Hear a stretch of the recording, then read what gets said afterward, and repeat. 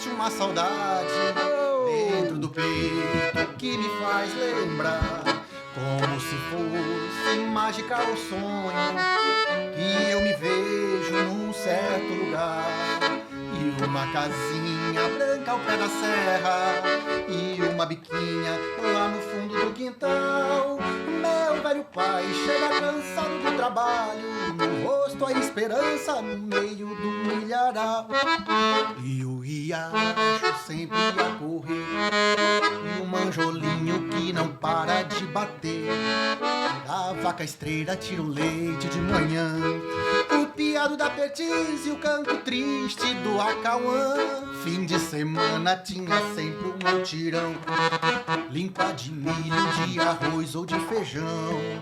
Eu não sabia o que era felicidade, até das horas tristes hoje eu sinto saudade.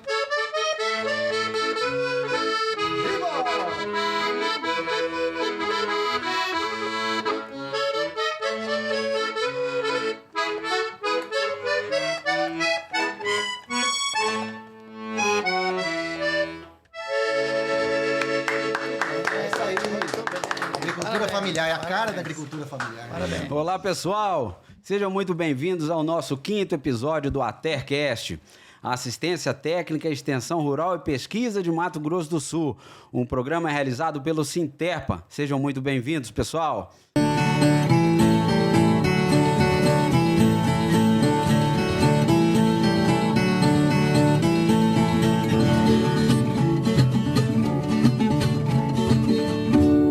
Está começando o ATERcast, uma realização do Sindicato dos Trabalhadores em Instituições de Extensão Rural, Pesquisa, Assistência Técnica, Serviços Agropecuários e Afins de Mato Grosso do Sul.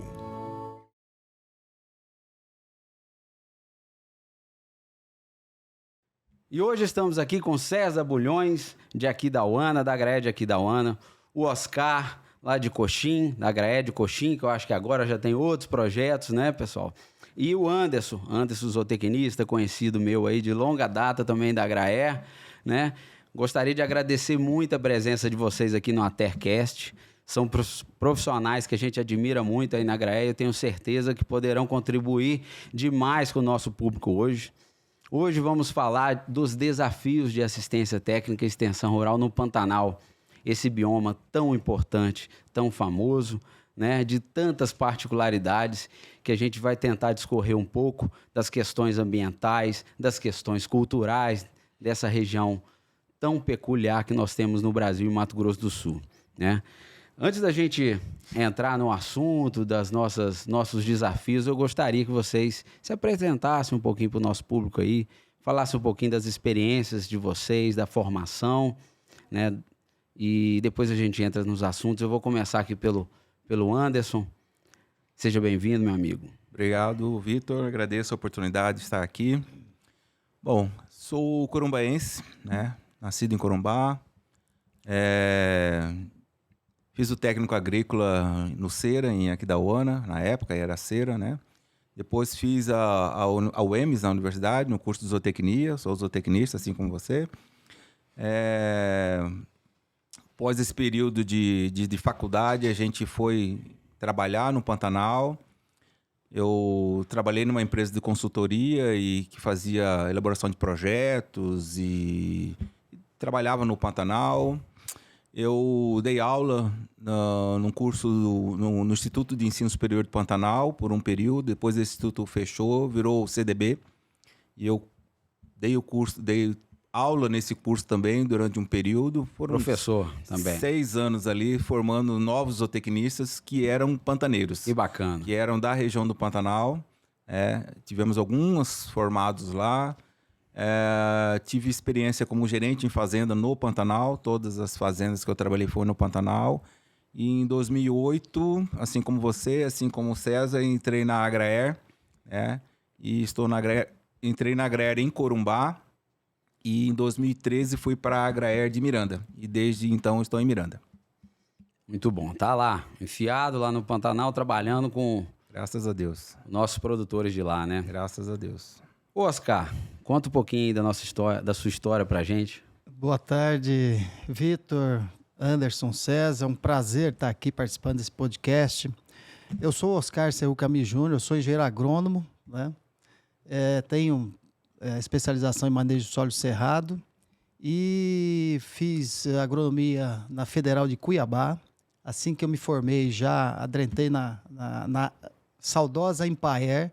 Acho que eu sou o último egresso, o único egresso aqui da saudosa Empaer. Hoje eu acho que sim. E sim, já tô ficando velho, os cabelos brancos estão aparecendo. Parece muito, não. Então, e desde então, como extensionista, inicialmente em Pedro Gomes, né? Depois fui transferido à época da mudança da reforma administrativa da Empaer para Idaterra, fui para Coxim e desde então estou lá labutando em Coxim. Quantos anos em Coxim, então? Já há 24 anos em Coxim. Eu sou nascido em Coxim, sou coxinense, então estou ali na beira do rio Taquari. Calor não te incomoda, né? Não, tem calor problema. lá é tranquilo. Aliás, ninguém aqui tem problema com calor, né? Porque Miranda aqui da UANA e Coxim, quase as 3 pontas, 4 pontas aí do Pantanal, né? Com certeza. Legal. Muito obrigado, viu, Oscar, por você estar aqui com a gente. Um prazerzão. Eu que agradeço. E você, César? Além de grande músico aí, conta um pouquinho da sua parte técnica pra gente. Eu sou aquidauanense, né? Nasci aqui da UANA e convivi bastante em fazenda. Meu pai tinha uma propriedade. E aí já comecei a ir para o lado do Pantanal. Meu pai tinha um arrendamento lá no Campo dos Índios, junto aos Caldioels lá. E aí eu acabei entrando na agronomia. E aí me formei, fui trabalhar, estou há 23 anos formado. Sou agrônomo, né? Tenho especialização, aí mudei a especialização para hortaliça, né? Esse ramo de hortaliças. Mas antes eu trabalhava em empresa privada, então tem histórias interessantes e eu fazia georreferenciamento. E boa parte foi no Pantanal. Então eu peguei Pantanal, fazer georreferenciamento em área de Pantanal embaixo de chuva, cara, de água, de muita água. Que a gente andava com o cavalo o dia inteiro com a água pela barriga do cavalo. E a água vindo de cima e de baixo, então. É impressionante. O Pantanal e a dureza, né? Imagina, você medir 50 mil hectares. Tinha uma propriedade que eu medi de 50 mil hectares, cara. Então, você tem que ir beirando a cerca. Até você terminar, por exemplo, a tardezinha, 5, 6 horas da tarde, para voltar para a propriedade de novo, para continuar no outro dia daquele ponto, é uma coisa, né? Mas eu tive grandes, coisas bonitas que eu vi no Pantanal, coisas lindas, animais, esturro de onça, e tem muita coisa bonita de experiência aí nesse Pantanalzão.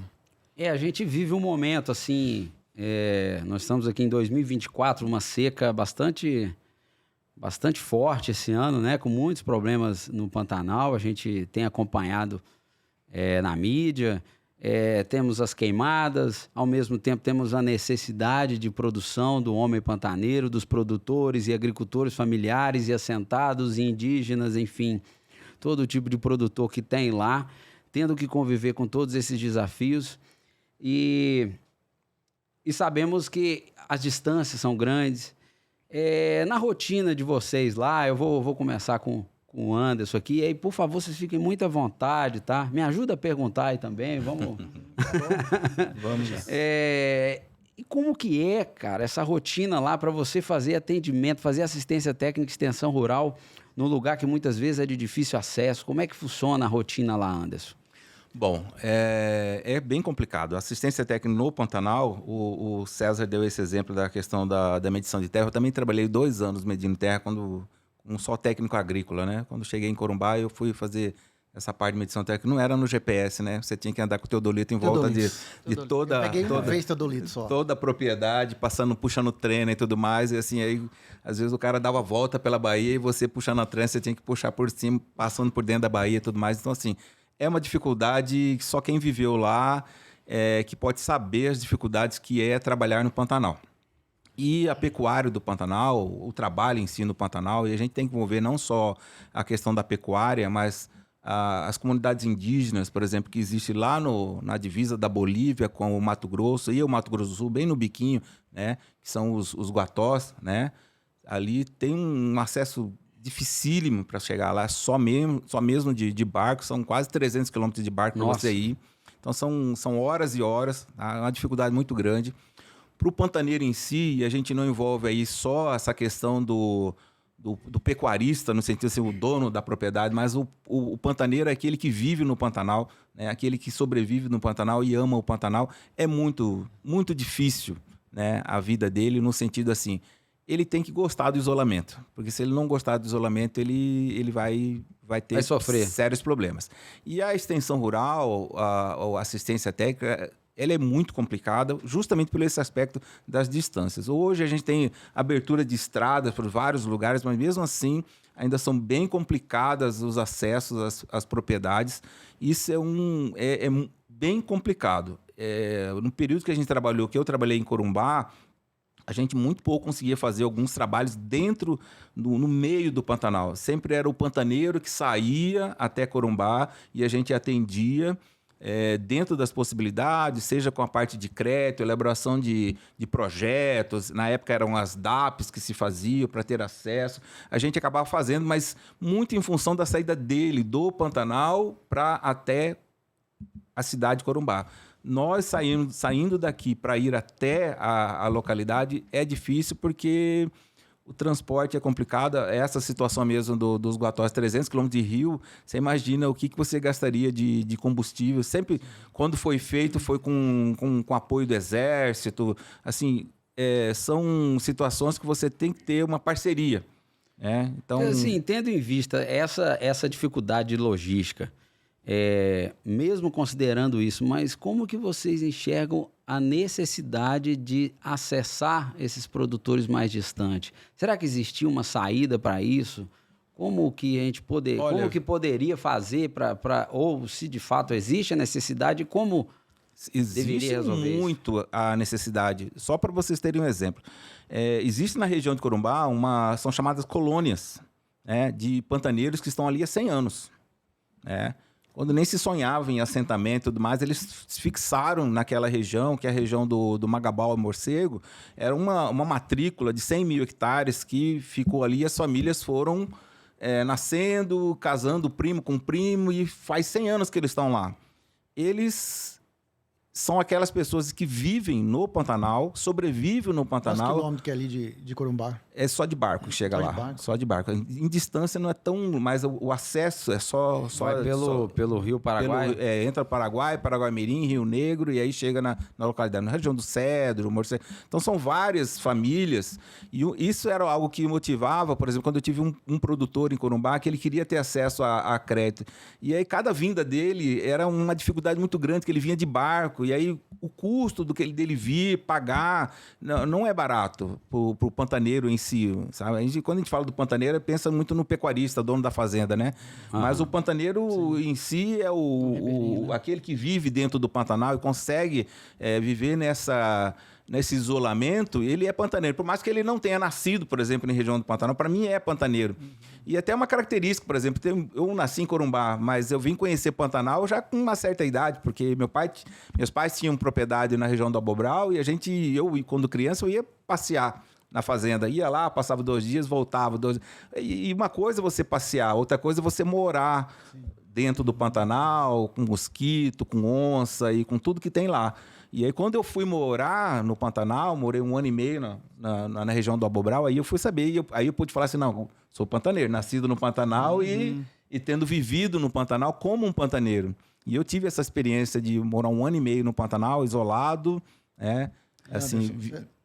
Quer falar? Não, Vitor, eu acho que isso é um relato só para o pessoal entender o que é a ação, o serviço do extensionista, né? O grande desafio, não só de deslocamento, mas de conseguir chegar e atingir as comunidades mais distantes. Isso é um grande desafio para a extensão, para o extensionista, que requer esse espírito, essa coisa do apostolado que a gente tem, assim, de estar na veia, de cumprir com a função, e independentemente das condições. Às vezes, eu já andei em Gol furgão com o assoalho todo furado, entrando poeira. Então, assim, é um exemplo, é um relato, né, do que justamente o dia a dia do extensionista. No Pantanal, a gente está ali também, Coxim, só para você entender.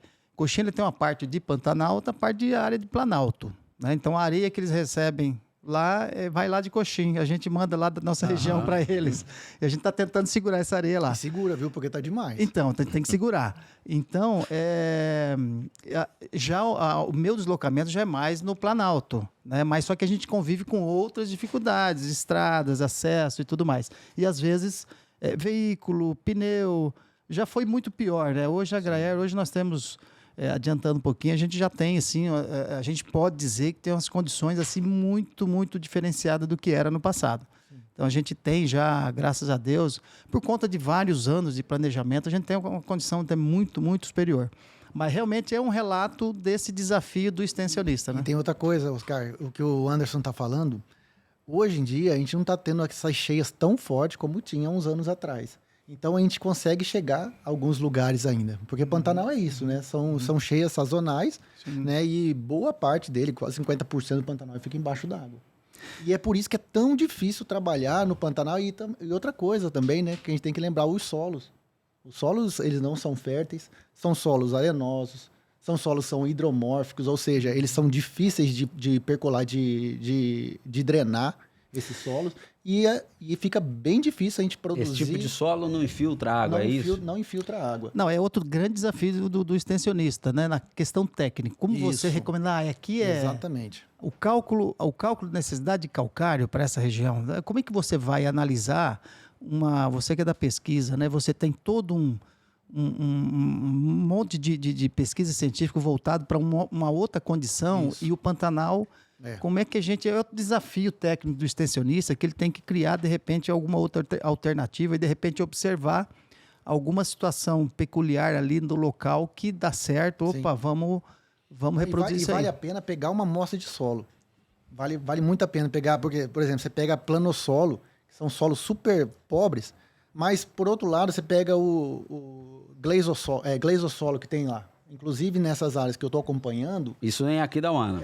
Estou dizendo na Aquidauana, ali na região de Toné, né? Ou Taunay, né? Uhum. E ali tem 7 aldeias indígenas. Então, a gente trabalha dentro desses solos que são melhores. Os planossolos a gente deixa para lá, porque deixa para o pasto nativo. Né? Desafio, né? É um baita desafio. É porque vale mais a pena você sentar fogo... Não, sentar fogo não pode falar hoje, né? Mas vamos lá. No sentido figurado, No né? sentido figurado do fogo, Mandar ver, pessoal? né? Mandar ver em áreas dentro da propriedade que vão, de fato, responder, né? E aí você, de certa forma, até favorece a preservação de outras áreas que não são, não é verdade? Pantanal pegou fogo a vida inteira, né? Sim. Infelizmente, ou sei lá, é o que eles aprenderam, né, Anderson? Eles aprenderam a colocar fogo. É uma forma de limpar mais aquela grande quantidade de... Pois é, esse é um tema importante. Só que, assim, essa questão da queimada, ela é algo importante se dizer. O pantaneiro sempre tacou fogo, mas ele sempre soube tacar fogo. Exatamente. Entendeu? Assim, o que aconteceu foi justamente que veio umas normativas que era proibido tacar fogo. E aí você tem uma formação que a gente chama de macega muito grande, e aí fica uma coisa incontrolável. É comprovado que o grande bombeiro do Pantanal é o boi. Onde eu fui estagiário da Embrapa Pantanal, a pior invernada que eles têm lá na Fazenda Umirim é a reserva. A reserva são 600 hectares, onde é um Pantanal sem a ausência do homem. Assim, o homem, como se o homem não existisse. Não tem bovino, é só os cervídeos que tem da natureza. É uma macega e a principal preocupação quando eu era estagiário da Embrapa era fazer o acero em torno da reserva. Por quê? Porque se o fogo entrasse dentro da reserva, aí você via o estrago ambiental, porque aí não escapa nada. É um grande desafio conciliar, né? A preservação ambiental, a produção, a cultura local. Realmente é um grande desafio lidar com todos esses aspectos, né? E agora, nessa última queimada, eu estava lá, né? Cheguei 2 dias depois, 3 dias depois. E uma coisa que é muito impressionante, cara. A braquiária, ela acaba, né? Ela torra ali, né? Só que depois de 3 dias depois, você olhava embaixo daquela cinza, tava o capinzinho nativo, verdinho, cara. Pra você ver o que é a evolução daquele material ali, né? Então, o mimoso, tem o calopogônio, você vê que provavelmente eles aprenderam a lidar né, e colocar, e provavelmente eles absorvem mais água e por isso que não queima. Sim. É impressionante, é muito legal. O outro grande desafio para o extensionista, não só para o extensionista, para todos nós, né, para a sociedade como um todo, são... eu não sei se eu estou avançando, mas essas mudanças climáticas... Fica à vontade. Essas mudanças climáticas estão alterando praticamente todos os sistemas, né? Até a convivência e a sobrevivência das comunidades rurais é um grande desafio. E para o extensionista, mais ainda. Então, assim, o uso do fogo, do incêndio, pela população ribeirinha, pela população local, que sabia manejar bem o fogo, nós tínhamos um outro regime de chuva, né? Nós temos um outro regime climático. Então, você poderia fazer uso, lançar mão dessa estratégia de fogo, que é interessante. Você tem toda uma vegetação adaptada, né? Mas, com essa mudança climática, né, a gente ficou complicado por conta da questão do regime de chuvas. Então, nós estamos passando por uma situação extremamente séria, crítica, que... Provavelmente, né? como você disse, o povo antigo sabia colocar fogo, mas sabia que logo depois vinha uma chuva, né? Que conseguia dar uma... Você segurada, tem né? umas... cada Pantanal ela tem uma característica, né? Então, por exemplo, você pega um Pantanal mais próximo do Rio Paraguai, ele é bem baixada. Vocês têm um mapa aí do Pantanal, né, pessoal? Coloca aí pra gente, por favor. A gente... Bom, aqui nós temos o mapa com as divisões do Pantanal. São 11 divisões, tá? A parte de cima, mais ao norte ali, a gente tem uns 3 pantanais que estão no estado do Mato Grosso. Tá? O Pantanal do Barão do Melgaço, o Pantanal do Cáceres e de Poconé.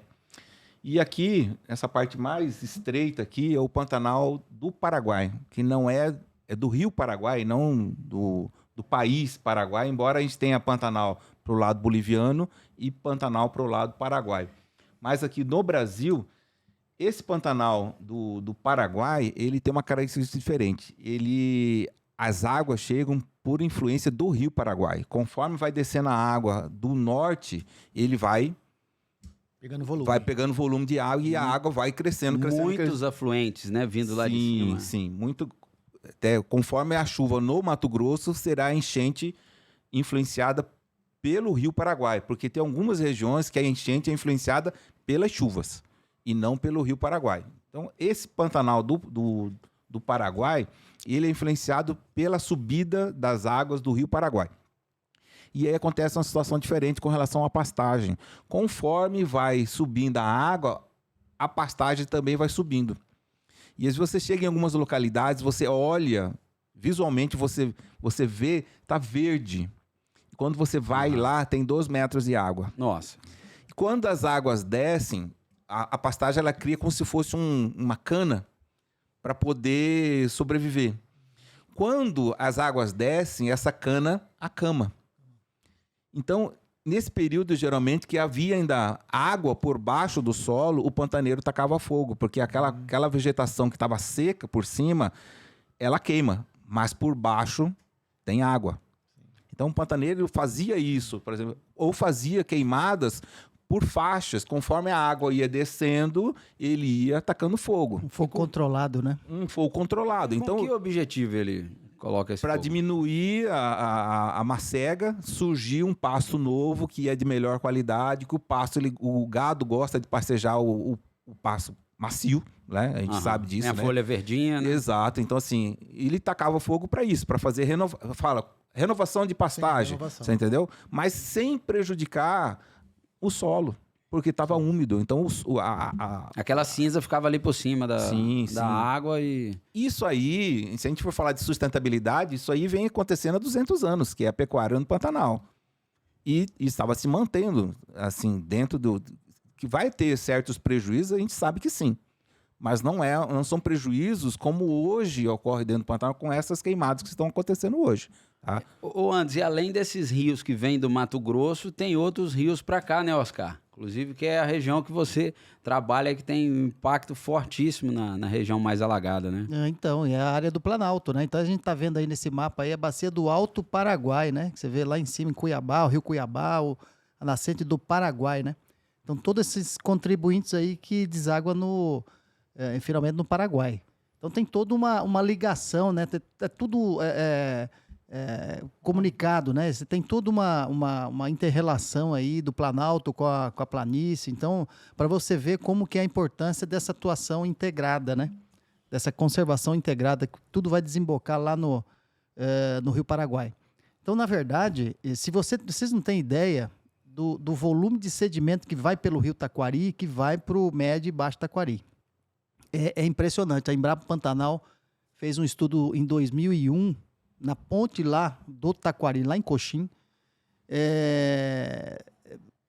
milhares de toneladas, né? Convertendo em carretas de 45 toneladas, são 745, eu fiz na época essa conversão para ter a compreensão, 745 carretas de sedimentos a cada 24 horas. Então, para vocês terem uma ideia, o volume de sedimento que desce, que vai para o médio e baixo Taquari.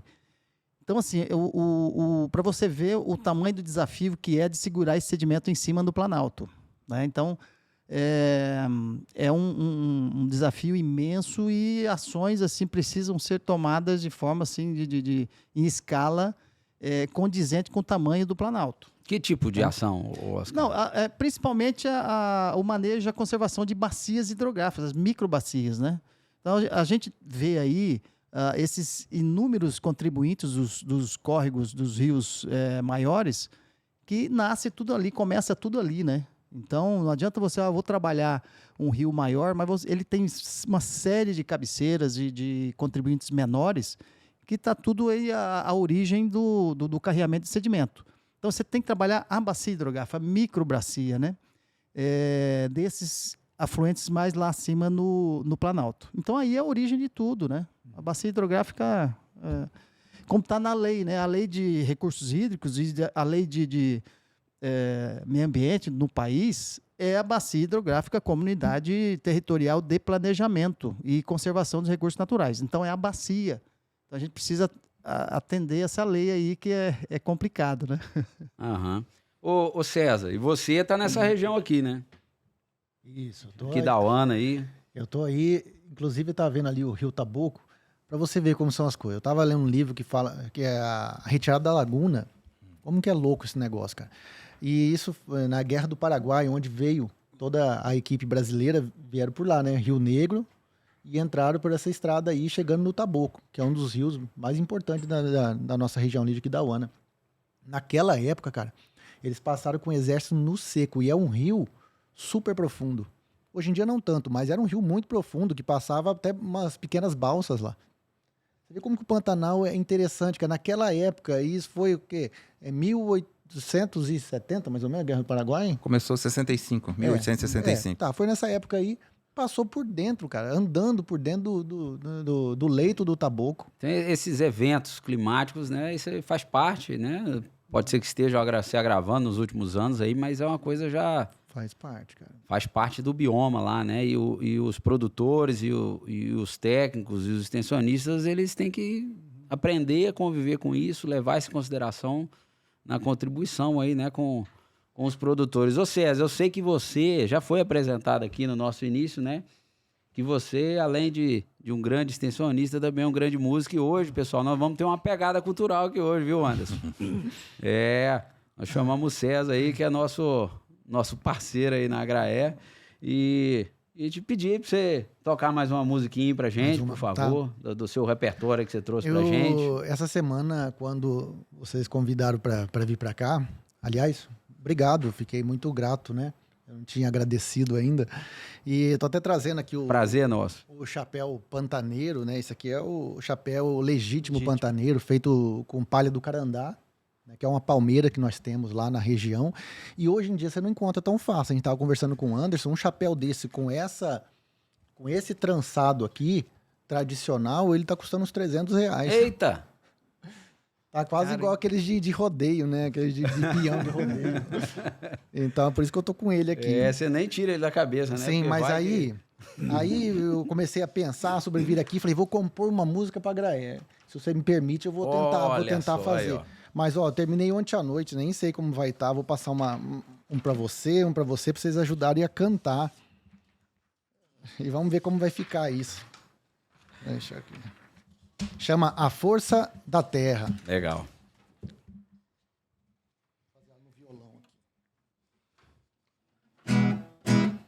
Ó, canta o refrão aí, hein? Tentar, né? Nossa Senhora. Eu fiz um refrão bem chiclete. Tentei fazer um refrão bem chiclete pra Vamos vocês. estragar aí. Pra vocês decorarem e passar pro produtor rural. Vamos fazer um... Opa. Vai lá. Na terra eu planto o futuro, com a Agra é do meu lado. O campo floresce seguro, com apoio e todo cuidado. Cada semente é uma chance de crescer com o nosso valor. A mão que ensina e guia é a força do agricultor. Vai plantar, criar e colher, com a Agra era nos fortalecer. Na terra e no coração, cultivamos a nossa união. Plantar, criar e crescer, com a Agra era nos fortalecer.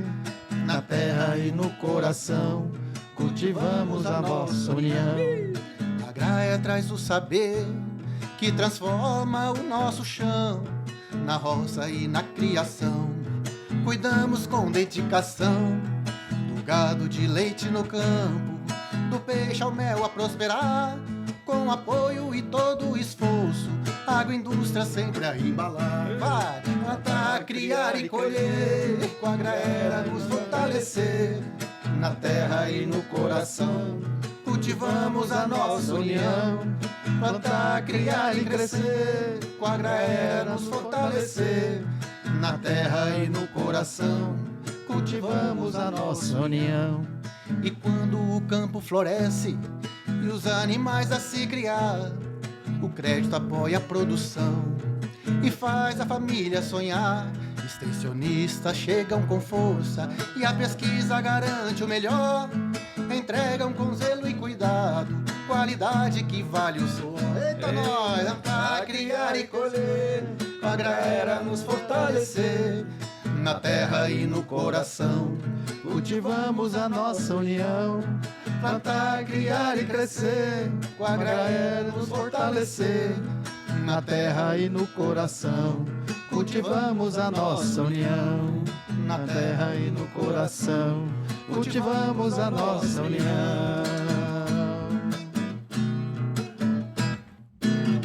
Eita, doido. Muito bem, parabéns. Que coisa Parabéns, linda. César. Fez essa semana isso aí, cara. É, essa semana. Rapaz, eu vou ter Parabéns, que convidar César. mais vezes pra ele fazer mais músicas, né, mano? Suíno já. Ela na viagem que eu tava lá em Santa Catarina, no trabalho da banana, eu já vim pensando. Comecei algumas coisas por lá, e aí finalizei essa semana. Nós suíno agora, né? É, nós vamos ter que fazer um clipe disso aí, hein, produção? Ai, que legal, cara. Que legal. Conta um pouquinho aí da rotina lá no escritório, como é que é? Quais são o tipo de público que você tem atendido mais lá, Anderson? Bom, em Miranda a gente tem trabalhado com assentamento, com o pessoal das aldeias. Se a gente for pegar o nosso principal público em Miranda é a comunidade indígena, né?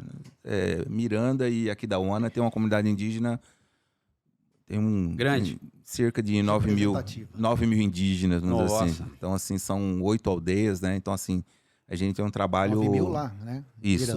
Miranda. Em Aquidauana talvez é 9 mil e mais alguma coisinha. Aquidauana é maior que Miranda. Mas a gente fica ali disputando ali, ó. Tem mais indígenas aqui da Ana que em Lá Miranda? lá são 10 aldeias, né? Nossa. Tem bastante. Então, assim, se a gente for parar para pensar, a gente tem bastante trabalho com a comunidade indígena. Assentamento, nós temos 2 assentamentos lá. Temos a comunidade tradicional, nós temos pescadores. Um trabalho interessante com os pescadores com relação ao mel do Pantanal, né? Porque eles são pessoas que trabalham com o mel do Pantanal de uma forma diferente. De fato, produzem o mel no Pantanal, eles descem de barco. São ribeirinhos que vivem no Pantanal. A casa deles, conforme eles vão parando com os barcos, eles vivem nos barcos. Tá? Então, assim, e eles produzem mel no Pantanal. Tá? Então, assim, é algo que a gente precisa trabalhar, incentivar bastante essa questão do mel do Pantanal. Até, Vitor, dentro da letra do César aí, essa questão do incentivo,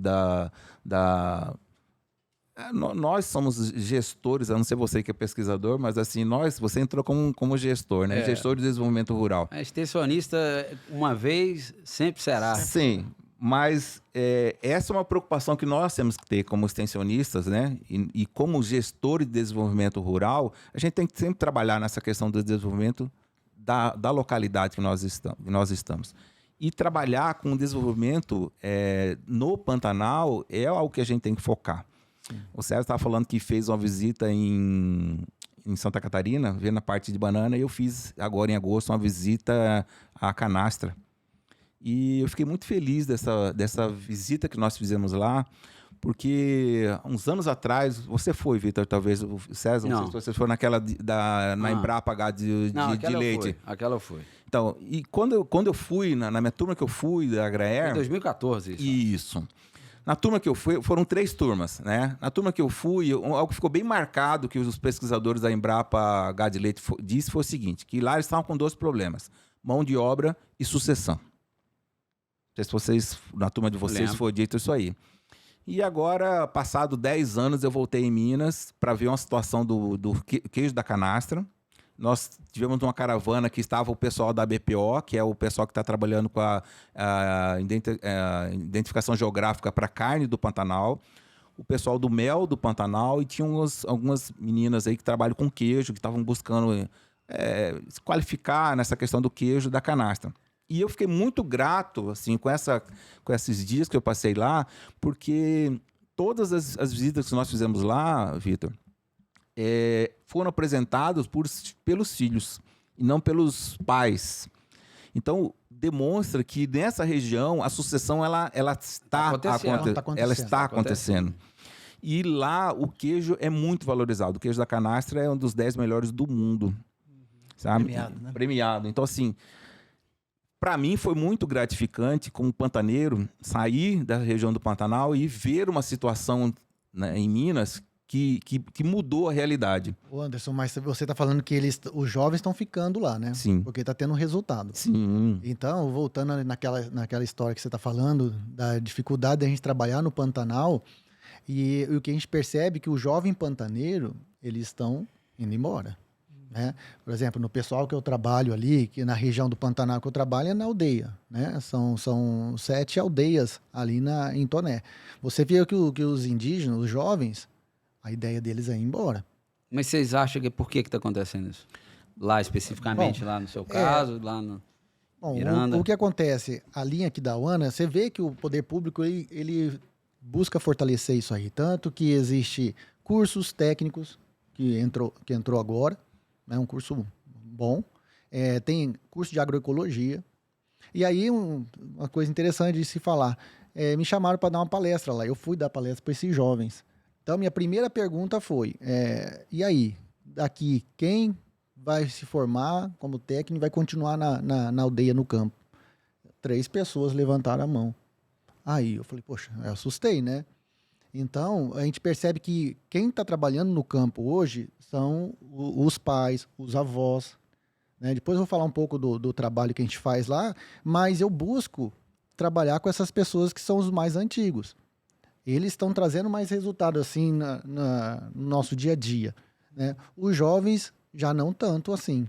Eles já não estão buscando esse trabalho, apesar de, hoje em dia, é o que eu falo para eles, hoje em dia tem PAA, hoje em dia tem PNAE, né? Tem comércio garantido. Tem a dificuldade que você estava falando, de trazer até a cidade e tudo mais, né? Mas é esse pessoal, é essa base que nós precisamos fortalecer. Esse dia estava uma discussão aqui da ONU, eu falei assim, nós precisamos ir nas escolas, né, nos pequenininhos lá. São eles que precisam. Porque os adultos já fica mais difícil, né, de a gente fazer esse trabalho, né? Mas é um desafio, acho que uma realidade que está, acho que em todos os municípios, né? Essa questão da sucessão é terrível. Hoje, sim, em muitas comunidades, quem sustenta e quem é a fonte de renda de muitas comunidades, de muitos assentamentos, é o INSS. Uhum. O que ficaram foi o pessoal aposentado, que a renda é a aposentadoria, e os poucos jovens que ficam dependentes do avô, da avó. Então nós estamos numa transformação social tão grande ao longo desse tempo, e que é mais um outro desafio para o extensionista. Além dessa questão indígena, que eu acho, só render uma homenagem aqui aos colegas, trabalhar com a terra indígena também é um baita desafio, né? A minha palavra é só desafio, né? Tudo é desafio. Mas é um prazer também, Extensão rural é desafio, Extensão rural é desafio. Então, só registrar isso, esses trabalhos deles com a terra indígena não é fácil. Se já é desafiador com o pequeno produtor, agricultura familiar, imagina a outra cultura, né? Você está ali lidando, você tem que ter uma habilidade muito grande, um entendimento daquela cultura, que eu acho assim, eu já presenciei, já vi algumas apresentações dos colegas na parte de terra indígena, assim, é de admirar e falar, olha, parabéns, porque não é fácil, né? Então, eu estou no paraíso lá, às vezes. Não, mas tem que ter um entendimento da cultura deles, né, César? Assim, como uma abordagem, né? Sim. Diferenciada, e, assim, com respeito. Eu não tinha experiência em trabalhar com o pessoal, né, dos povos originários. E aí isso começou relativamente há pouco tempo. E aí a gente começou, o primeiro serviço que eu fui fazer lá é o plantio da batata doce, né? Essa foi muito legal, vou contar aqui. Aí, cara, tava lá, o pessoal não conhecia direito ainda, né? Aí fiz amizade mais com uns 4, 5 que estavam ali. Bom, hoje é o dia, então a gente vai fazer o plantio. Já tinham selecionado todas as ramas, tudo certinho. Aí começamos o plantio. Comecei a fazer do meu jeito, que eu aprendi na faculdade, colocando. E os caras só de olho em mim. Daqui a pouco eles começaram a falar na língua deles lá. Falei, ih, rapaz, tem coisa esquisita aqui. Aí eu esqueci o nome dele agora. Ele falou assim, não é assim. Aí falei em português, não é assim que eu planto, não. Eles estavam discordando de você, então. Tava discordando. Eu já comecei a ficar brabo já. Aí ele tava discordando, eu falei assim, então tá, vamos fazer o seguinte, então, brincando assim com eles, vamos fazer uma competição aqui. Eu vou colocar o meu jeito, você põe o seu. Vamos ver quem vai ganhar, então. Vamos ver qual vai ser a maior produtividade. Aí eles adoraram, né? Tá bom. Aí enquanto eu pegava uma estaquinha mais ou menos assim, aí tinha que fazer a cova, aí colocava ela deitada, deixava a pontinha para fora com uma folhinha, né, daquele jeito para fazer a fotossíntese, e colocando o espaçamento certinho. Aí eu comecei assim, tinha mais ou menos uns 5 metros feito. Quando eu olho, o homem já tinha terminado o canteiro inteirinho. O que ele fazia? Ele pegava uma estaquinha assim, ia enfiando de ponta assim, ó. Em pé. Igual a Amora. Colocamos quase inteiro no solo e eu deixando deitadinho. Falei, rapaz, seu jeito não vai dar certo, não. Meu que vai dar. Aí, beleza. Aí, depois de uns 40 dias, eu voltei lá. Rapaz, o meu tava tudo falhado. Mas esse povo ria. O meu tava tudo falhado, o dele tudo bonito, rapaz. Eu tava com até uma cega ali no meio já. E aí? Mas aí, né, depois que eu fui entender o porquê. A gente tava naquele sofrimento de água, não era irrigado. Ele introduzia mais profundo, pegava mais umidade do fundo. E o meu era bem na beiradinha, assim, pegava aquele sol, cara, que torrava, aquele sol de Aquidauana, 40 graus, 43 graus, torrando as minhas mudinhas, e a dele lá no fundão. Isso porque você é de Aquidauana, né? Isso porque fiz 5 anos de agronomia, fez especialização. Imagina se chega um carioca agrônomo, ou zootecnista, ou qualquer coisa lá. Aí passa apertado, né? Mas foi muito legal, é um aprendizado. Então, o que eu aprendo muito com o pessoal lá. E eles também fazem um sistema de plantio muito legal, porque eles conseguem, né, essa parte de conscientização ambiental, talvez sem querer, mas eles conseguem fazer bem feito, porque, por exemplo, a área que eles utilizam como plantio é tudo feito no machado. Então, faz aquelas de estoca, abre aquelas clareiras e coloca coloca as culturas dele lá. Então, aí faz esse consórcio de plantas, então você percebe que pragas é bem menor se você fizesse aí numa área gradeada inteirinha, doenças é bem menor. É um sistema agroecológico. Sim, é um sistema agroecológico aí deles, que faz uma boa diferença, e a gente conseguindo tá colocando várias culturas lá e tá dando nada como uma certo. prática, né, César? A prática é demais, né, cara? Voltando ao assunto da sucessão familiar, você puxou um gancho interessante, que você visitou a Canastra, né? Sim. E assim, a marca do queijo da Canastra, claro, os queijos têm seu sabor peculiar, né? Tem a característica de lá e tem um nome muito legal, né? Queijo da Canastra, que eles conseguiram emplacar. Sim. Agora, imagina isso com o rótulo Pantanal, né? Pois é. Nós temos 2 produtos aí, um mel do Pantanal, que já tem a IG do Pantanal, tá? E agora a carne do Pantanal, que eles estão nesse processo de criação da identificação geográfica, a IG, né? Identificação geográfica da carne do Pantanal. Tá? Já existe, né? Existe uma associação pantaneira de pecuária orgânica, pecuária orgânica e sustentável, tá? que é a BPO, que juntou alguns produtores e eles estão produzindo carne sustentável e orgânica, né, com certificação e tudo mais. Agora eles vão partir para essa identificação geográfica que dá essa questão do...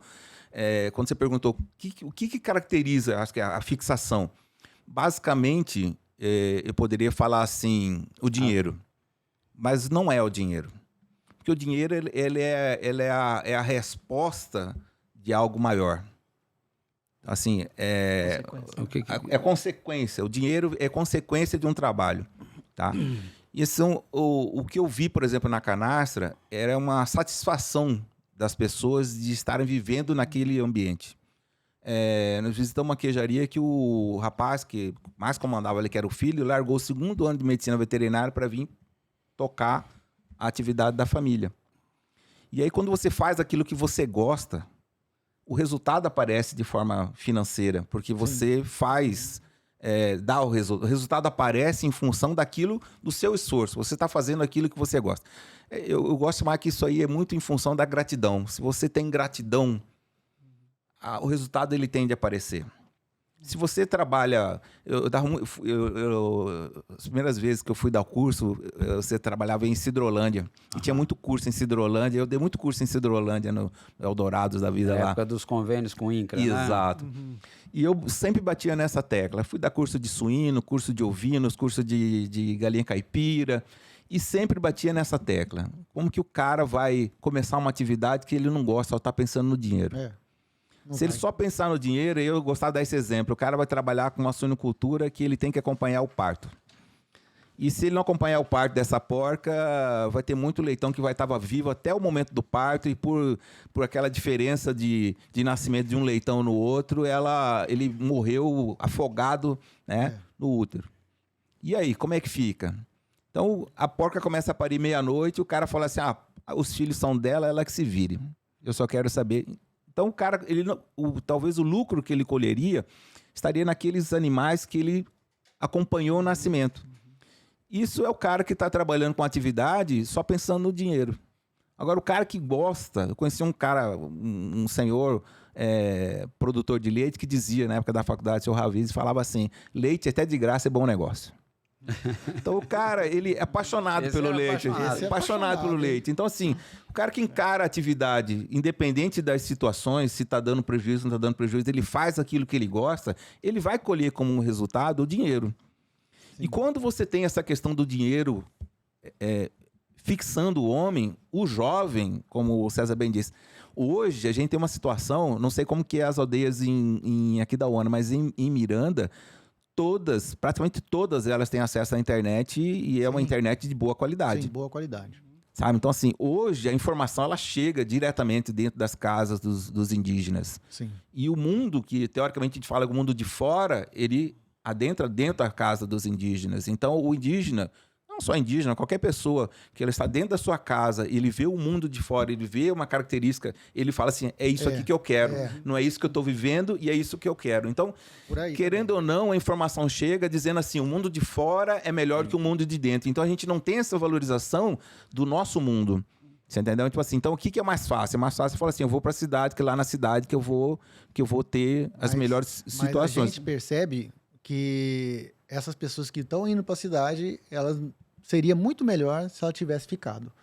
Se ela tivesse pego aquela área ali, tivesse trabalhado em cima daquilo, feito um bom projeto no PNAE, PAA, com crédito rural, né, que hoje está acessível aí, está para todo mundo. Mas infelizmente tem isso. Essa internet nesse ponto aí vem incomodar um pouco. E tem outro fator, César. Eu acompanhei isso em Ladário. Às vezes você também fornecer algo sem dar consistência, a parte administrativa, que eu acho muito importante. Num assentamento em Ladário, 72, eu acompanhei, a pessoa chegou no escritório em Corumbá e falou assim, olha, eu já tenho um galpão de frango, eu sei criar frango, só que eu preciso de recursos para poder começar. Aí eu falei, eu vou estudar a sua história, como que é, para ver como que a gente pode... E aí ele tinha, de fato, recebido um apoio de uma igreja que montou um galpão para ele, comprou os pintinhos, os pintainhos, a ração, a igreja forneceu, era 600 aves, ele criou, abateu, vendeu e gastou o dinheiro. Depois que Acabou tudo, ele chegou na igreja e falou assim, olha, ó, acabou o dinheiro, eu preciso de mais ração, de mais pintinho. A igreja falou, como precisa de administração, né, a igreja falou para ele assim, bom, amigo, eu dei o primeiro passo para você começar, você que não deu continuidade. Então aí entra essa questão da administração. Às vezes você chegar, fomentar uma atividade é uma coisa, mas você tem que dar continuidade nisso aí. A parte administrativa, o cara precisa saber que nem todo o dinheiro que está entrando é lucro. Sim. E aí o cara, ele vai ter que gastar para poder repor. Tipo assim, ele vai ter que economizar parte dessa entrada dos recursos para poder... Tem que ter gestão, né? Tem que ter gestão. Tem que ter gestão, pô, considerando todos os fatores, mas se esquecer da gestão, não se torna sustentável o negócio. Né?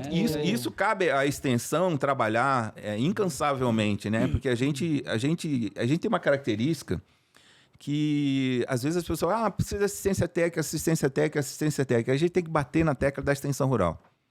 Porque o extensionista, ele fica lá. Né? Às vezes, passam algumas assistências técnicas, e elas passam lá por 1 ano, 2 anos, e ela vai embora. E fica, por muitas vezes, aquele resultado para a extensão rural que está lá. E os resultados costumam ser a longo prazo, né? No meio agropecuário, os resultados são a longo prazo. E, Vitor, eu vou dizer mais. Você que vive na sua cidade, dificilmente você faria uma proposta que é só para fazer fumaça. Porque no dia que der errado, o produtor vai chegar e falar assim, olha, César, eu vim aqui, você que me colocou nessa fria. Sim. Então você vai ter uma certa responsabilidade na hora de colocar o produtor. Ele sabe onde você mora, né? Eu estou a Miranda. E conhece o seu zap, né? Seu número de zap. A gente tem essa experiência em Coxim, é muito, muito forte. Eu acho que não só em Coxim. Por conta dos créditos fundiários, dos assentamentos do crédito fundiários, eles escolhem a assistência, né? E é justamente isso que acontece. Fica por 2, 3, 4 anos e vão embora e sobra para a GRAER. Então, é outro desafio, que também é um projeto que a gente não participou da elaboração, da proposta, e são projetos, são unidades inviáveis. Tem as minhas críticas aí, capenga, né? Capenga e os lotes também, impressionante. Oscar, sabe como que eu vejo essas situações? E assim, eu falo tendo vivido algumas experiências no sentido de integrar esforços.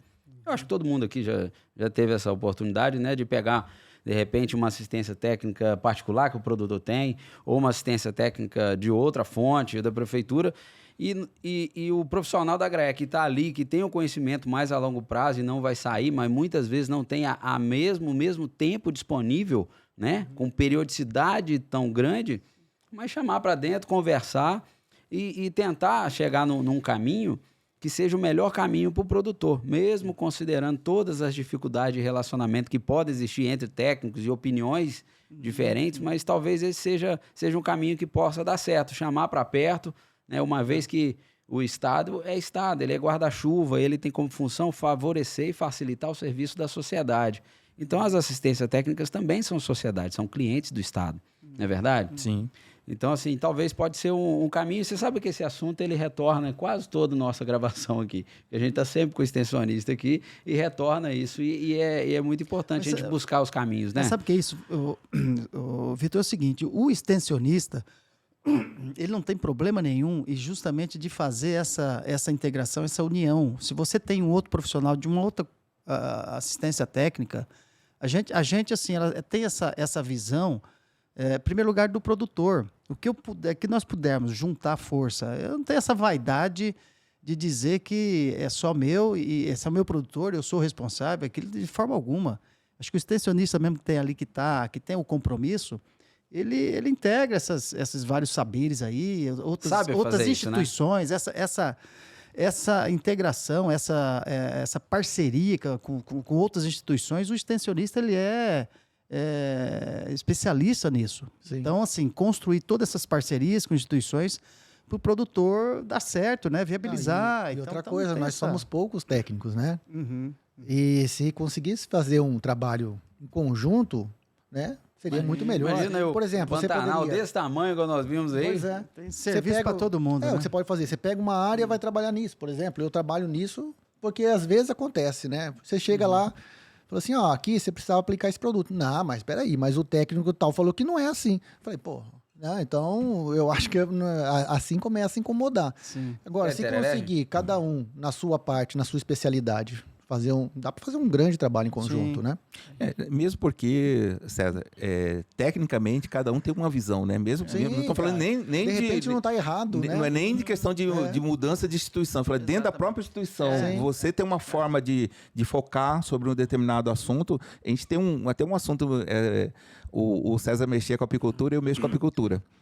E o César, quando começou a mexer com a apicultura, ele me ligou e falou assim, olha, Anderson, o que eu faço assim, assado? Eu respondi para ele, eu tinha mais experiência. Incomodei demais. E aí ele falou assim, mas fulano tá falando assim. Eu falei, César, eu vou te dar um conselho. Pega um e segue. E vai. Se você ficar ouvindo um outro, você vai acabar fazendo um pouco um pouco de outro. Eu ouvi um pouquinho outro. O que eu fiz? Larguei a apicultura. Então, assim, essa questão de divergência na forma de encarar uma situação, tecnicamente falando, dificilmente você vai ter um técnico que vai... Como o Oscar disse, a gente pode ter, assim, concordar, assim, olha, eu faria de forma diferente, mas se você está seguindo a orientação de fulano, segue nisso aí, vai ver o que... Sim. Então, assim, eu acho que o extensionista, ele tem muito... Né? Ele tem isso aí, tipo assim, olha, eu vou olhar a tua situação, eu faço um diagnóstico da sua família, como que eu vou buscar melhorar? Bom, você está recebendo assistência do César, beleza, segue no César nisso aí, isso. E junto com o Vitor e ali, a gente vai tentar conciliar para poder chegar na melhoria da família. Isso é o olhar da extensão, né? Como melhorar a família. Pode voltar num assunto? À vontade, amigo. Não, eu queria você falou do gado. É quase um boteco isso aqui. Você falou do gado da IG, do gado pantaneiro. Cara, e uma coisa que ainda eu peguei bastante quando eu era criança, o gado tucura, né? Do Pantanal, que é uma coisa formidável de bonito, cara. Não sei se você já viu. Já. Cara, é uma coisa linda demais. E você vê, grande parte do nosso rebanho era o gado tucura, né? O gado cuiabano. É o gado adaptado ali, né? O gado adaptado, cara. 300 anos. Até mais, cara. Não, 300. Bom, é muito tempo. E essa IG que você está falando não está relacionada a esse gado, né? Você está dizendo o zebuíno, né? Não fala de raça. Ela fala aonde que esse animal está apacentando. O sistema que ele está então, você não fala de raça. Se você for falar de raça, ainda tem mais uma característica. O tucura, ele é europeu. Então tem todas as características da carne português, carne europeia, macieza, tudo mais. Isso, o tucura tem. Taurus, né? E pesa, né? Ele pesa muito pesado. Exatamente. Eu não sei se ele tem agora. Por que largaram o tucura? Por causa do quê? Do tempo? Na verdade, assim, eu costumo até dizer isso aí. Recentemente eu dei um curso na aldeia lá em Miranda, e eu, falando de galinha, de frango, essas coisas, eu falei pro produtor assim, quem que é o seu patrão hoje? Eles não responderam para mim. Falou, o seu patrão é o consumidor. Ele que determina para você o que você vai produzir. Não adianta você produzir um alimento ou qualquer coisa que o consumidor não quer consumir. Se você tem para quem vender, esse é seu patrão. E ele vai te forçar. Isso e aquilo. O animal pantaneiro, o tucura, por que ele caiu em desuso? Porque quando começou, o gado pantaneiro começou a sair do Pantanal, muito em função da ferrovia, a ferrovia levava o gado para o Noroeste Paulista, para ser engordado e acabado lá. O que acontece? Entrou o Nelore e os caras que compravam queriam introduzir o touro Nelore no Pantanal. Então eles falaram assim, olha, eu pago mais no gado branco. O gado que não for branco... O que era o interesse dele? Ele vender touro, você entendeu? E comprar. Então, assim, era uma questão de comércio. O gado pintadinho lá não até hoje, faz um certo tempo que eu não frequento mais tanto leilão, na época de gerência, as coisas, a gente frequentava mais leilão. Mas hoje, entrou um animal na pista, se ele não for branco, o preço... Hoje já muda um pouco a questão dos aberdinha, aquelas coisas assim, cruzamento industrial, já mudou um pouquinho. Mas o conceito dentro dos leilões no Pantanal era gado branco. Se é branco, tem um valor. Ele podia até ser bem caracterizado, mas se ele sujou de lama alguma coisa, ele já tinha um preço diferente no tatersal, lá na saída. Então, assim, o consumidor de boi, vamos dizer assim, ele influenciou na entrada do Nelore dentro do Pantanal. E aí, não... Ô, Oscar, você trouxe umas imagens aí de um projeto que você... Então, rapaz, dentro disso que a gente estava falando aí, das areias, né?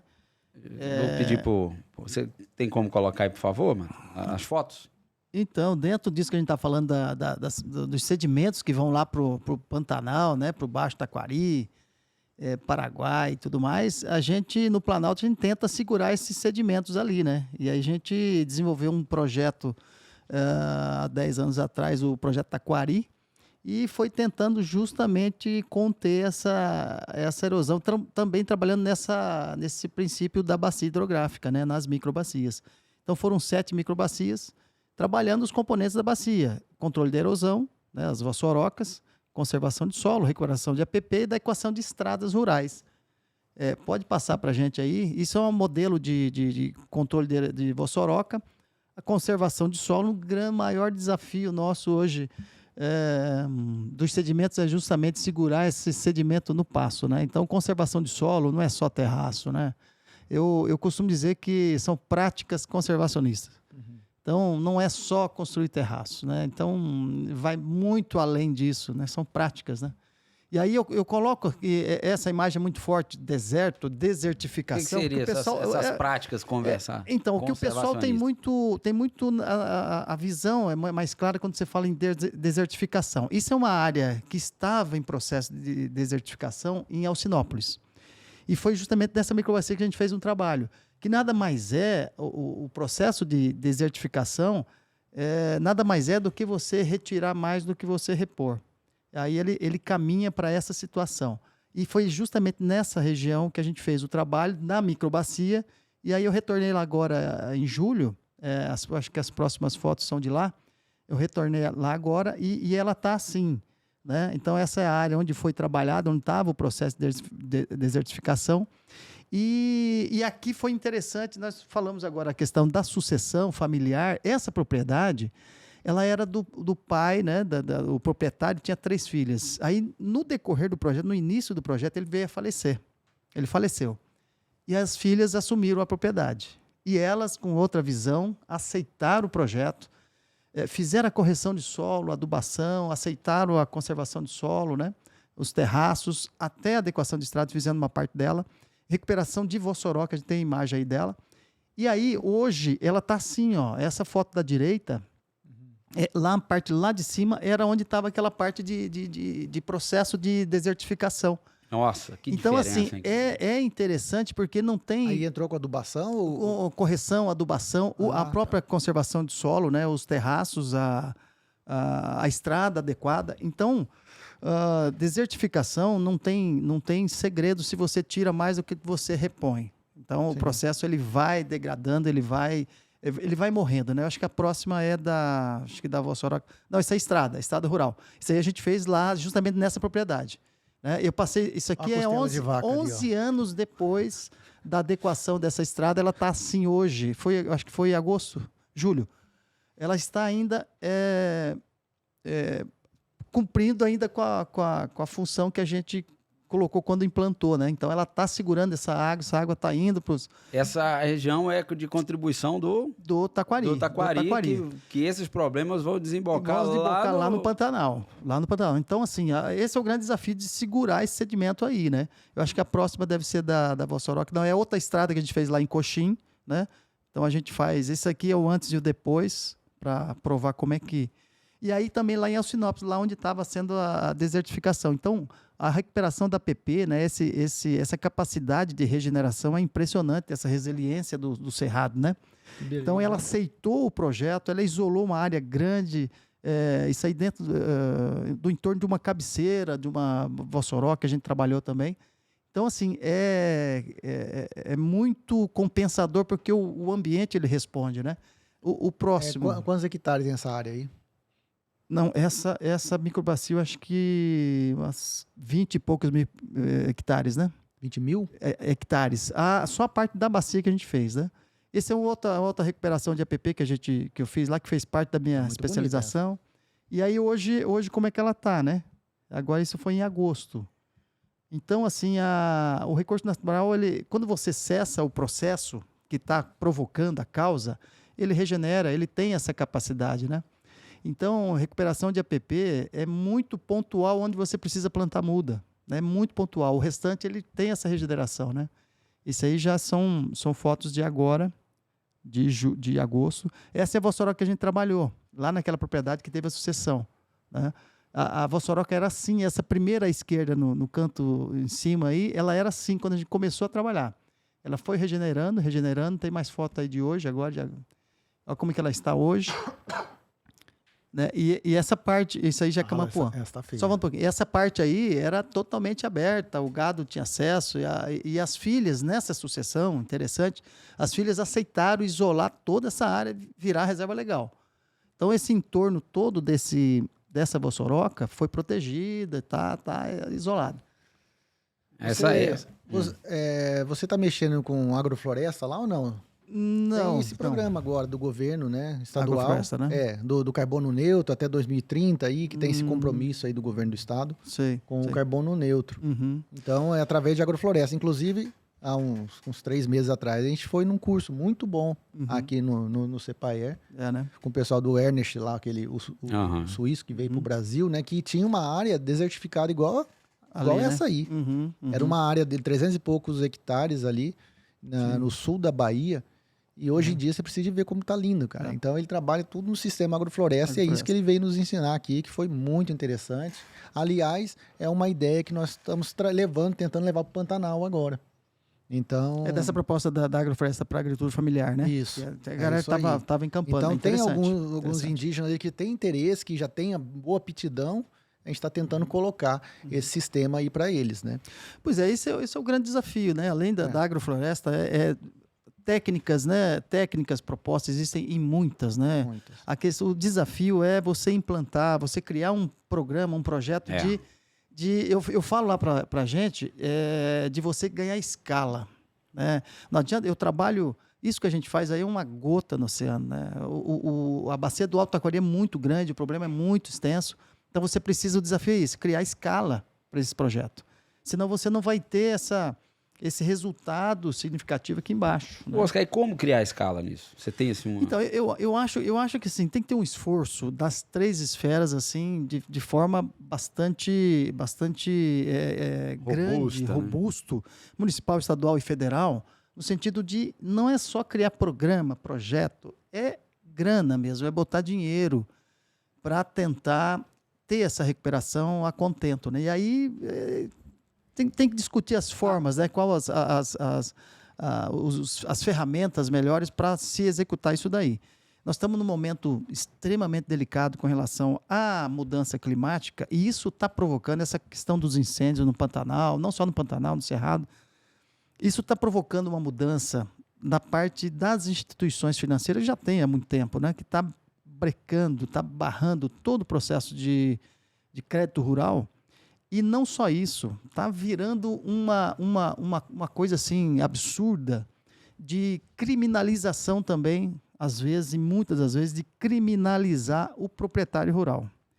Eu acho que a gente precisa pensar muito bem, porque o produtor, a fazenda, a propriedade rural é o maior patrimônio dele. Ele não vai jogar fora, ele não vai queimar a sua propriedade, né? Ele não vai botar fogo, ele não tem intenção nenhuma de destruir ali a sua galinha dos ovos de ouro. Claro. Então, assim, a gente está num momento muito delicado, não só das mudanças climáticas, mas desse tratamento que as instituições, isso, de maneira geral, no Brasil inteiro, desse tratamento, né? Então, com o proprietário rural, com essa situação do crédito rural está muito séria, né? Existe uma loucura, eu não sei se vocês acompanham, desse controle de alerta de desmatamentos. O IMASU tem um sistema de alerta de desmatamento. Então, assim, o Ministério Público Federal, Estadual, o IBAMA, o IMASU, existe uma bagunça, uma briga imensa de direitos e de eu posso, eu tenho, eu aconteço, que está, assim, é até preocupante. Eu não sei se vocês vivem isso, mas é até um pouco preocupante, até com relação à atividade produtiva, né, agrícola e pecuária do país. Então, assim, a gente precisa... O governo federal acho que tem que puxar essa discussão de de apresentar soluções, mas que sejam soluções nas 3 esferas, de recursos. E é de onde vem mais recursos, é governo federal mesmo, né? As emendas para onde vai tudo também, para onde vai também todos os impostos maiores estão lá, né? Eu Brasília, né? Eu acho interessante que quando a gente fala da questão da sustentabilidade, todo mundo pensa em sustentabilidade do meio ambiente, né? Quando o termo mais utilizado é sustentabilidade, é o meio ambiente. Só que o termo sustentabilidade também deveria estar focada no homem do campo. Porque se o homem não se sustentar, a gente está tratando de Pantanal. Isso. Se não tiver o pantaneiro dentro do Pantanal, aí você vai ver o desastre feio. Sim. Então, tipo assim, quando a gente pensa em sustentabilidade, deveria estar pensando também no produtor, naquele que vive na terra. Porque é muito fácil falar, vamos preservar. E o Pantanal é um exemplo disso. 200 anos de atividade pecuária e os efeitos, vamos dizer assim, mais terríveis sobre os pantanais, elas não foram causadas pelos pantaneiros. Mas o pantaneiro fala assim, existe o pantaneiro e o serrano, né? Tipo assim, o pantaneiro é o que vive no Pantanal e o serrano é o que é da serra. Do Planalto. Então, assim, as maiores barbaridades que eu vi no Pantanal foram com serranos. O pessoal gradeando área que não era para ser gradeada, os desmates, sabe? Por quê? Porque eu falo assim, olha, eu vou aplicar a tecnologia aqui do Cerrado para dentro do Pantanal. E aí ele vem com aquela tecnologia e tenta aplicar dentro do Pantanal, e o Pantanal ele tem as suas características, né? Você tem período de seca, você tem período de enchente, e as coisas têm que ser adaptadas ao Pantanal. O cara tem que ser profissional daquela região. E o pantaneiro, ele está ali há 200 anos. Então, assim, quando você impõe uma série de legislação, e aí a gente envolve não só o pantaneiro, mas aí até o serrano hoje em dia, porque hoje em dia, se você não tiver o CAR, você está travado, né? Por qualquer... Em Miranda mesmo, nós temos um assentamento lá que está travado o assentamento por uma questão de ambiental. Qual assentamento? O Tupambaê. Tupambaê. E por uma coisa que não é nem dentro do assentamento. Uma fazenda entrou dentro da área da reserva do assentamento e travou o assentamento todo. São 80 e tantas famílias travadas por causa do CAR. Do embrólio, né? Do embrólio que não é deles. Mas sabe o que é, o Anderson? É muito complexo, porque essa sustentabilidade ela tem esse tripé: econômico, social e ambiental. Se não tiver, não é sustentável. Né? Tem muito disso aí. Só que o que nós temos que às vezes, os alertas aí dos governos é no sentido seguinte: nós estamos chegando num ponto, principalmente da questão hídrica. Né? Água, eu acho que muita gente, a sociedade, muita gente já está tendo a noção de que a água ela não é para sempre, ela não é abundante, e ela está chegando assim, num ponto de afetar, de repente, até a sobrevivência de muitas comunidades. Oscar. E aí vai ter que ter esse alerta de um programa que a gente consiga esse efeito ser menor. Porque quando você tem uma bacia hidrográfica ambientalmente equilibrada, sustentada, você pode até ter redução um pouquinho do volume, mas você não tem escassez hídrica. Nós temos um problema seríssimo lá. Essa época, em Coxim, até a bacia que a gente trabalhou lá, a microbacia, é na porta da prefeitura todo santo dia, é caminhão-pipa todo santo dia, porque a comunidade está sem água, sabe? Chega num ponto tal, e é isso que é o alerta, de repente, isso seja um argumento forte para que se tome providência, porque a sobrevivência da sociedade está em jogo. Não é alarmismo, né? Mas, de repente, talvez isso aí a gente consegue, porque o clima já mudou há muito tempo. Né? E ali na área do Pantanal de Aquidauana, que a gente percebe muito grande os plantios passados com o que nós temos hoje. Então, a área de mandioca tinha mais de 100 hectares ali, tranquilo. 200, 300 hectares. Cara, hoje em dia, nós temos mais ou menos 50 hectares ali, no máximo, na área do Pantanal, de mandioca, que é o forte dos povos originários ali. A cultura dele. E eles não conseguem produzir. Aí que nós fizemos, juntamente com o Cepaer, fizemos um trabalho que foi interessante e já teve um grande resultado. Juntamente com chama? O Eduardo? Eduardo. Colega pesquisador. Esqueci o nome do Eduardo. Então, nós levamos para lá, o Eduardo levou para lá 6 variedades diferentes, né? Da Embrapa, do IAC. E eu conversando com o pessoal lá dos índios, falou assim, põe 2 culturas de vocês aí, 2 mandiocas que vocês mais plantam aqui. Aí nós fizemos um experimento. Dia 1º de dezembro nós plantamos. tudo bonitinho, com parcela, bloco, aquela coisa toda da pesquisa para fazer experimentação Blocos agrícola. casualizados. Aquela coisa toda. Beleza. Aí saí de férias. Pesquisador é chato pra caramba. Não, e aí ele fala, não, César, tá errado aqui, puxa mais pra cá. Beleza, é bom, faz do seu jeito aí. Mas colocamos lá. Então eram 6 variedades de fora e 2 deles, que eles mais plantavam, porque eles estavam reclamando que não produzia mais. E aí colocamos dia 1º de dezembro de 2023. Aí eu saí de férias. Eu voltei lá por dia 15 de janeiro, eu voltei no experimento. Não tinha caído uma gota de água. E eu tinha feito um estudo antes com eles, dos últimos 5 anos, em dezembro, a média é 280, 290 milímetros naquela região. E não choveu uma gota.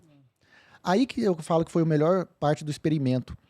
Daquelas 8 culturas que nós colocamos, a única que não saiu do chão foi a que eles mais plantam lá. As 2 únicas. E a da Embrapa, da IAC, coisa e tal, veio bonito, apesar da falta de água. Ela já está adaptada a esse estresse, né? Então, essa mas não deveria ser a deles lá que estavam mais adaptadas. Teoricamente mais adaptadas. Né? Mas aí que está o melhoramento, né? O melhoramento... Esse que é o grande desafio da pesquisa agora, é justamente isso. Frente a essas mudanças climáticas, escassez hídrica, variedades resistentes e tudo mais. Então tem tudo. Não vai acabar nunca isso, né? A gente está sempre tendo modificações. Você vê que legal a pesquisa juntamente com a extensão e fazendo esse trabalho. Você vê como que dá resultados incríveis. Essa é a grande vantagem das instituições que têm pesquisa e assistência técnica e extensão rural na mesma instituição. A gente tem algumas no Brasil, né?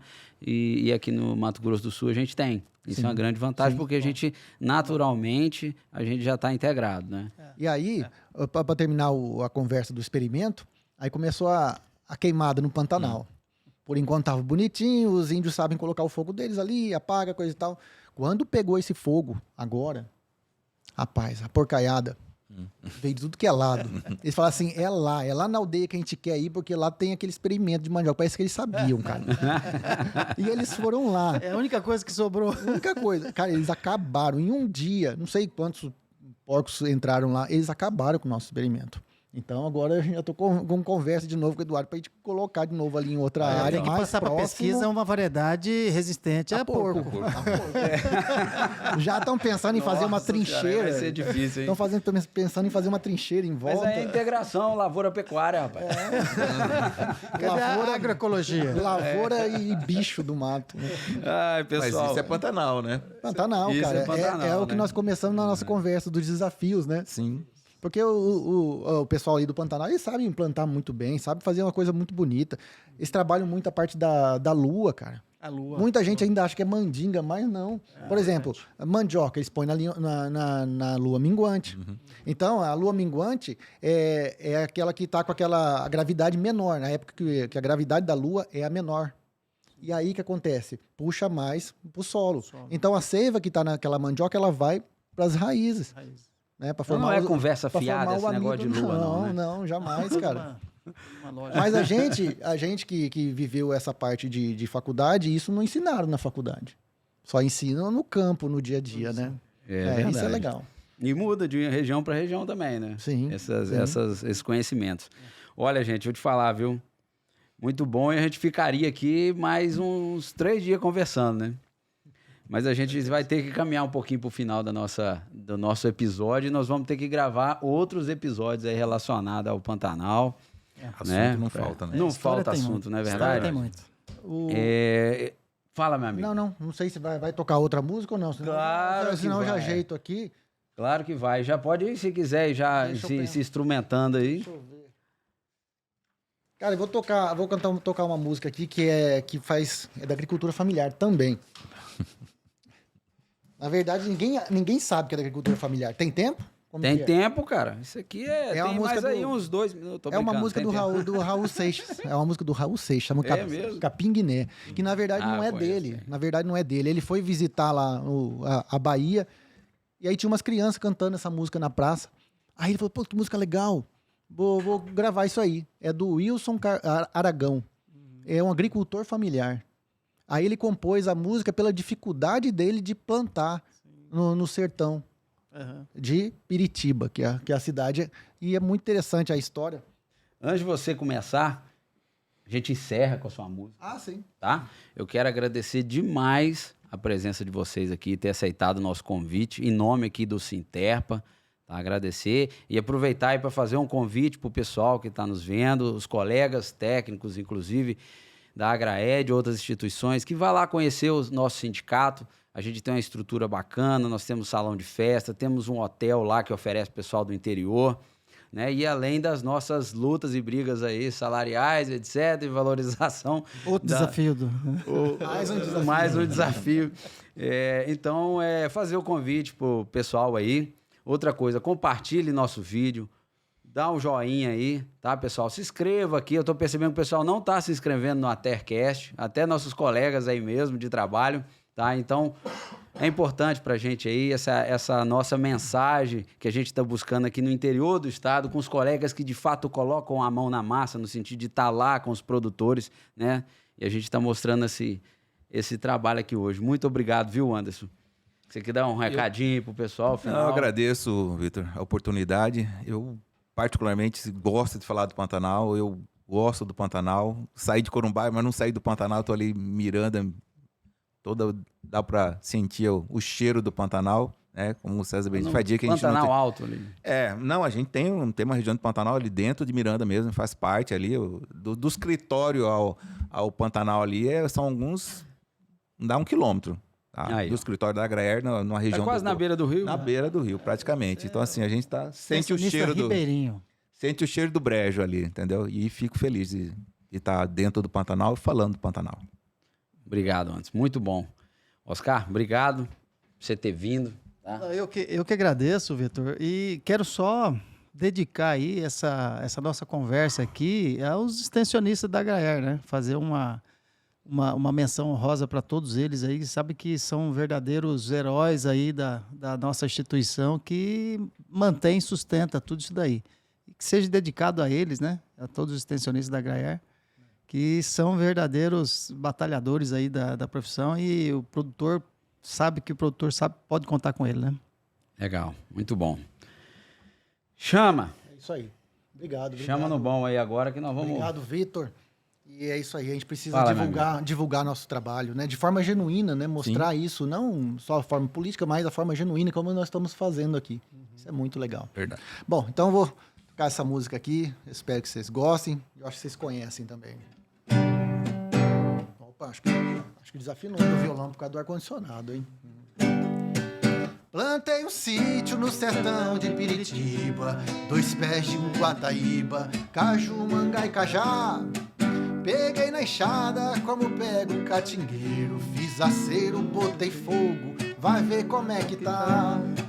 Tem abacate, genipapo, bananeira, milho verde, macaxeira, como diz no Ceará.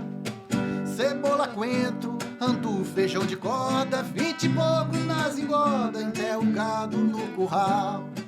Com muita raça fiz tudo aqui sozinho, nem um pé de passarinho eu veio a terra semear. Agora veja, compadre, a safadeza, começou a marvadeza, todos os bichos vêm pra cá, num pranto capinguiné, pra boiaba na rabo, eu tô virado no diabo, eu tô retado, é com você. Tá vendo tudo e fica aí parado, com essa cara de viado que viu caxinguele. Sussuarana só fez perversidade, pardal foi pra cidade, pirou ameaça, dona raposa só vive na maldade, me faça caridade, se vire e dê no pé. Saquitepado no pé da goiabeira, sarigui na macaxeira, minha teta mandoá. Minhas galinhas já não ficam mais paradas e o galo de madrugada tem medo de cantar. No pranto capinguiné, pra boiaba na raba, eu tô irado do diabo, eu tô arretado é com você. Tá vendo tudo e fica aí parado, com essa cara de viado que vira o caxinguele. Isso aí foi quando o agricultor quis tirar o crédito, ele foi até Brasília e os caras falaram, não tem crédito não tem crédito. Aí ele fez essa parte aqui, ó. Vocês ficam com essa cara de viado que viu o caxinguele. E na hora, outra coisa também que é legal dessa música, na hora que ele começou a dar resultado, esse agricultor, que ele plantou tudo isso aqui, os vizinhos começaram a fazer também. Então, isso é uma coisa que serve para nós, técnicos, dos extensionistas. Às vezes a gente quer abraçar todo mundo, mas se a gente fizer bem feito com 1, 2, 3 ali, os vizinhos, todo mundo começa a fazer inveja igual, boa, inveja né? boa. A inveja boa.